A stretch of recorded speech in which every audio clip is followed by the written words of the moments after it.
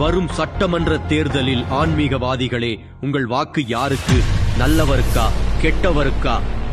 கொசு, டெங்கு காய்ச்சல், malaria, corona இதையெல்லாம் நம்ம எதிர்க்க கூடாது, ஒழித்து கட்ட வேண்டும். அப்படிதான் இந்த சனாதனம். ராமர் பிறந்ததுக்கு என்ன அட்டாச்சு? எங்கடா பிறந்தாரு? 100 வருஷ கோயில் எடுத்திருக்கேன். இதே டிஆர் பாலு எங்க ஊர்ல எதிரி தொகுதியில. வைதிக திருமணம் எப்படி நடக்கும் என்பது உங்களுக்கும் தெரியும். அதற்கு பிறகு அந்த புரோகிதர் சில மந்திரங்களை எல்லாம் எடுத்து சொல்லுவார். 38 கோடி தேவர்களை அழைத்து இஷ்டாவதாரத்தை கூப்பிட்டு சில எக்ஸ்ட்ரா அவதாரங்களையும் கூப்பிட்டு அந்த திருமணத்தை நடத்தி வைப்பார். ஆனால் அதனுடைய உள் அர்த்தத்தை கொஞ்சம் நினைச்சு பாத்தீங்கன்னா அவ்வளவு கேவலமான வகையிலே அந்த மந்திரங்கள் இருக்கும்.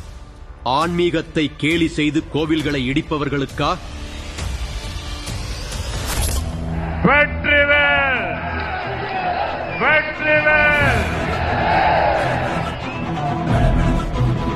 ஆன்மீகத்தை போற்றி வணங்குபவருக்கா?